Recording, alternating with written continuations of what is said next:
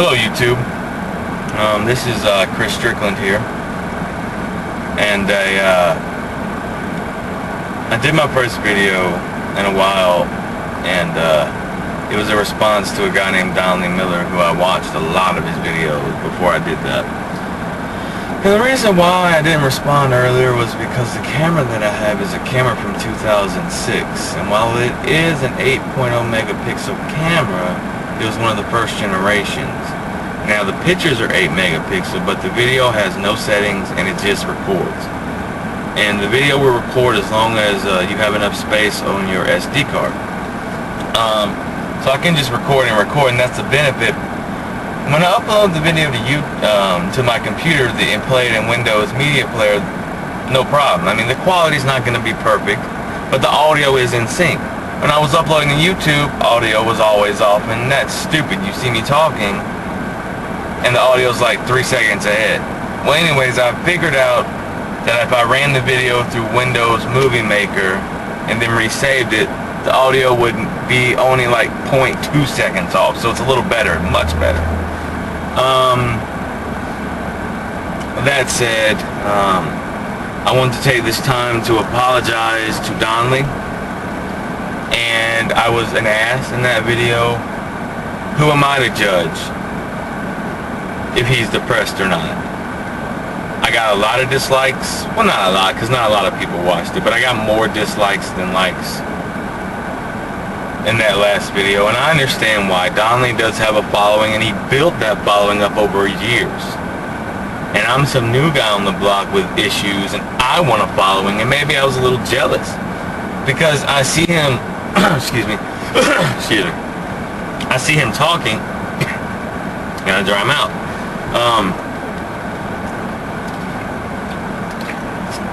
I see him talking about being lonely and having no friends, and then I see he's got 1,000 subscribers on his YouTube channel, and I find it hard to believe that not a single one of them is in contact with him via the telephone. If you've got 1,000 people subscribed to you, in my view, and that's what I was trying to do, you would think at least some of them would be in interpersonal relationships outside of YouTube. Maybe not in real life, but via the telephone or in other chat services like Skype. But I guess, again, it's not my place to judge. Obviously, he has a different form of depression than I do. The depression that I have is major, and maybe his depression is a lower grade. And I know there's grades, but I have the highest grade depression. So, and my anxiety, and I have an irrational fear disorder, and what that is I have a fear, not like a fear of heights or thinking of spiders or bugs or nothing like that, but the irrational fear disorder is a fear that every time I go somewhere, if I go somewhere, that when I walk into the place, everybody's looking at me and making fun of me, and that's what I see when I walk in. So I don't go out very much. Like high school, when I walked into high school and I had teachers calling me names. Yeah, my nickname in high school was Pork Chop, and even some teachers called me that, especially the PE coaches. But then I had non-PE coaches call me that. Principal wouldn't do nothing about it, so that was another reason why I ended up failing 10th grade twice, which I said in my other video. Who wants to go to high school when you got some teachers making fun of you? You're sitting there and you want to make friends. You can't make friends. You got a teacher calling you by your nickname? It's ridiculous.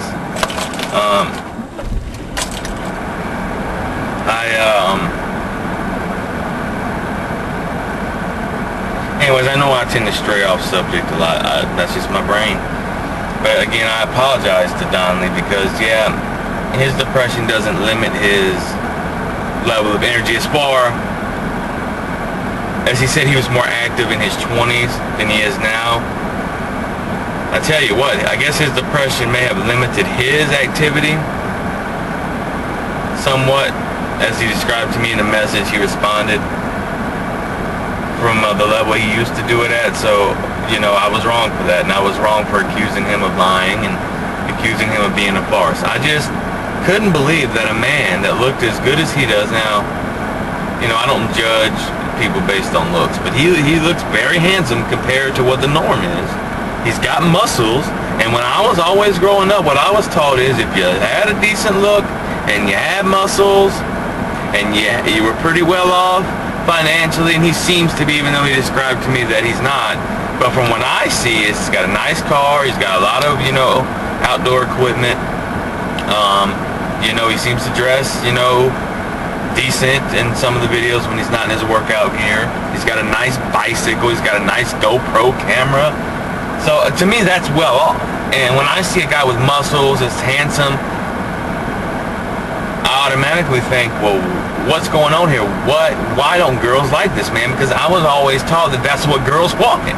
And here I am, I'm severely depressed and no energy, barely can go out because of my anxiety. I only go to 3 places. Those are the 3 places that I've been going to all my life, and that's the most comfortable places for me. The grocery store, the public library, and then my doctor's appointments. I've had the same psychiatrist since I was 16 years old. The same counselor since I was 16 years old. Thank God. You know, my counselor is going to retire next year, but that's okay. That's going to be a different situation. That's not what this video is about. And Donnelly, again, I'm sorry, man. I really am. It's not right. And I live in Pensacola, and I swear, man, after watching your videos, if you still lived here, I would have had these feelings that maybe you were like, maybe not being openly or 100% honest, but I would have met up with you, man, and maybe me and you could have beat it together somehow, became friends and tried to beat our demons together. Your form of depression and your other psychiatric issues and mine.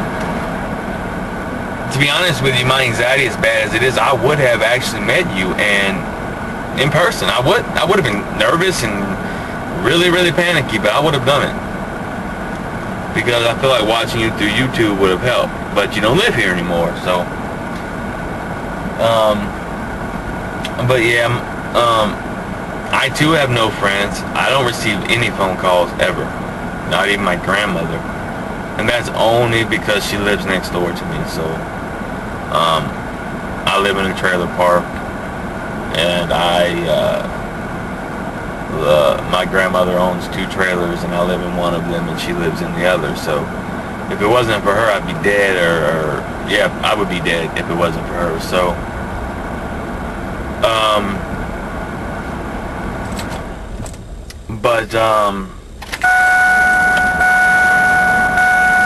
so I have her, and that's it. I have no other family. My brother and my sister want nothing to do with me because of my depression and anxiety. Again, I have no friends, and you know, so I live a pretty lonely life, and it really sucks. It really, really does. When I do go out and you see me making these videos, I'm in my car, and that's because even though I don't go inside of places, except for the places I said I was comfortable going, I do like to drive. Something I've always loved doing is just getting in the car and driving aimlessly. I don't know why. I don't know. It's just something I do. I mean, it's hard for me to go anywhere that I'm not comfortable, but I just love getting in the car and driving, listening to music. I don't know. Music's always been a big part of my life. And when you're alone and you don't have much to do, well, you gotta try to find something, I guess. Depression really bites. Depression is like, I think depression is probably one of the worst diseases, if not the worst, next to cancer or leukemia. I guess those are the same things. You know, I put it on I put it just below that scale because depression messes with your mind, and depression eats at the receptors that are supposed to be for happiness and pleasure. And unfortunately, what's happening to me is it's like I said, it's zapped all my energy, and it's starting to get me to the point where my sad emotion is like 100% all the time. Now right now I'm a little bit up. I've taken my medicine right now, so the medicine I take, and right now I am on a combination of medicines. Very basic, and it seems to be the one that will always work the best, although I've been on every one under the sun. And none of them really help outside of a couple of hours. But the Zoloft, 200 milligram, mixed with Abilify, which was something new that came out in recent years, for depression. And for anxiety, Xanax. Now, I don't take the Xanax. I don't like Xanax. But that's what he prescribed me, and I refuse to take Xanax. Simply because Xanax makes me sleepy. And I told the doctor that, but he said, you know what? The more you take it, that'll go away. Well, it never went away. And the doctor said, well, that's the strongest anxiety medicine there is. And unfortunately, if I don't take it, I either have to take it or there's nothing, so I don't take it. And I'm not going to take it. You know, the doctor was blunt. He said, yeah, you know, if that's the side effect, you know, that's just part of it. And I was like, well, doctor, if I want to, you know, take an anxiety medicine, I want to be able to take it and go out. But if it's just going to put me to sleep, then I can't go out and do anything. I'm not going to drive a car. You know, he tried to give me 2.0 milligrams Xanax. It's a long little bar. It's in 4 little sections. And they call them Xanax bars. You know, and it's the strongest Xanax. And I'm like, no. And he continues to prescribe them to me. I guess, I don't know, maybe I should start taking them. I've only been on the Xanax now for 6 months. I was on, actually, before that I was on, God, I can't even think of the name of it. It's some weird name, but, anyways, the Abilify and Zoloft is okay. Xanax is not, but he said there's nothing else, which I guess is true. We did discuss clinical trials, but apparently I have to pay to get on those, which I don't know. I need to do more research. I thought if you signed up for a clinical trial and you were accepted, it was free, but apparently the clinical trials around here or wherever I would be going, apparently the list is full and they'll take more people, but you have to pay your way in. So I guess I have to wait till the next cycle, but that's fine. They're not really helping anyways. And I came to the realization that, I guess, you know, it runs in my family, you know. My grandmother had anxiety and depression. My mother has anxiety, depression, and schizophrenia. My aunt had bipolar disorder, major depression, anxiety. My dad, he has depression and anxiety. So I got hit with a double bullet, and that's why mine is so severe and so bad. And, I let myself go, but I don't think I really let myself go. I was always a big dude. You know, the beard. I like a beard. I probably could trim it up, but I like it. I don't know. It's weird because it's hard for me to look in the mirror, but I hate what I see when I look in the mirror. I really do. And maybe the beard is part of a cover-up, so I put it on there so I can't really see. I don't know. I know I'm going off the straight. And this video was an apology video, but I'm trying to let people know that what I'm about, you know. And I know I get off topic a lot. I don't know. It's just hard when all you ever wanted in life was friends and love. And in my opinion, the most beautiful thing in the world is when a man and a woman fall in love and they have a family, and that man and that woman stick together through thick and thin no matter what. Financial issues, if they're homeless for a period, a woman that will stick by a man through thick and thin, regardless, till the day they die when they took that marriage vow, it says. And that's why I hate divorce so much. I believe if you don't plan on being married till the day one of you die, then don't get married, because in marriage it says till death do you part. And that's what I always wanted. Always wanted. And that's what I believe in. But unfortunately, I don't believe there's any more girls out there that are old-fashioned that believe in marrying a man.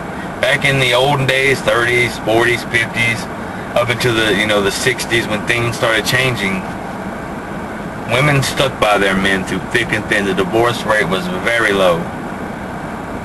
And you have couples that were married for 50, 60, 70 years. And unfortunately, with today's generation and all the changes and advances and the way people see things and the way the media portrays things, the days of a girl wanting to stick with a man through thick and thin is over. And if there are any old-fashioned girls out there, I've never met them, and I would do anything to meet them. I think that the only way I'm ever going to overcome is not medicines. It's going to be actually meeting someone who will accept me for the way I am now, understand I have mental problems, accept me for the way I am now, understand that, and not leave me, not put me on, not feel sorry for me, but understand and accept the way that I am now, and stick with me while I battle to get better. I can't do this alone, and I've accepted that fact. And if I never have any friends, and if I don't meet a girl, there's no way I'm ever going to get better. My only hope for survival and getting better and beating this is to meet some people that will accept me for what I am right now and be there for me through my struggle, through my journey, and not leave me. And the ultimate goal in the end would be a female. But like I said, there is no more females out there that I know of that will stick with a man through thick and thin. When I marry someone, if I ever got fortunate to, and I'm 30 years old now, so time is really running out. I'm up against the clock. And I haven't taken care of myself physically at all. I don't eat right, I don't exercise. Like I said, depression has ruined me in that aspect. And unfortunately, if it doesn't happen soon, I don't know if I have. I don't know how many years. I know I probably took 25 years off my life with some of the things I've done. So, but again, you know, a woman that, like today, if a woman and a man get together and the man's doing all right and got a little money, got a good job, you know, whatever, and they get together and let's say they date for 2 years and all of a sudden the man loses his job, all of a sudden the money's not there, you know, the woman hits the door, goes find some other guy, won't be willing to wait it out and stick it out through thick and thin, and that's sad.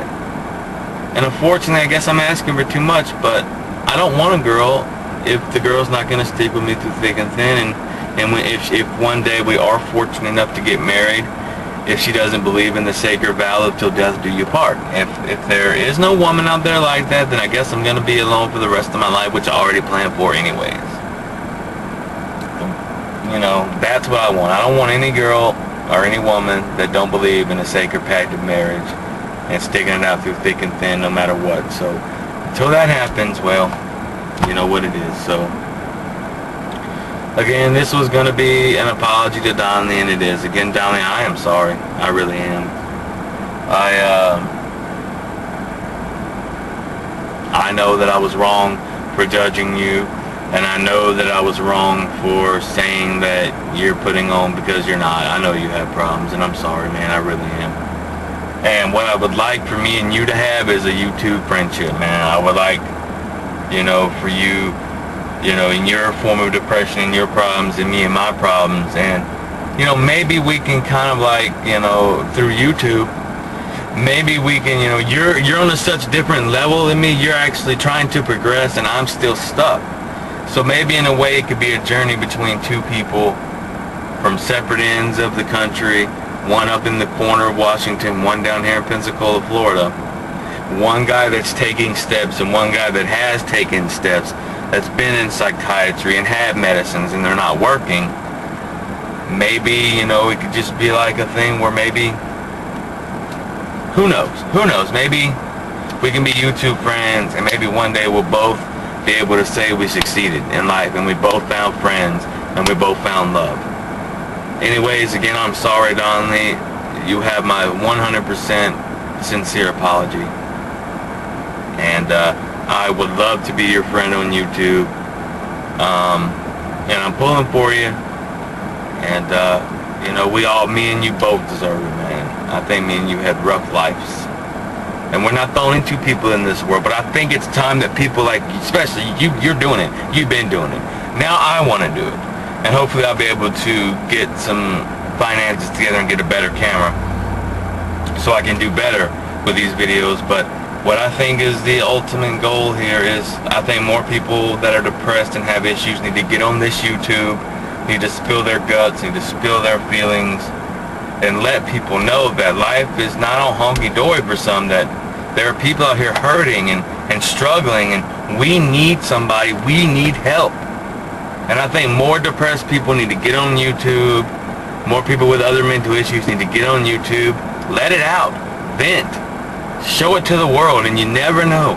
Maybe you'll find somebody out there, and that's why I'm doing this. And now that I got my audio lined up, one day I'll get a better camera, but for now, you will actually be able, the audio will actually line up to the mouth. So that's a plus. Anyways, this is Chris Strickland signing off. And again, Donnelly, I'm sorry, I can't say it enough. And I hope to talk to you on YouTube soon, man. Peace.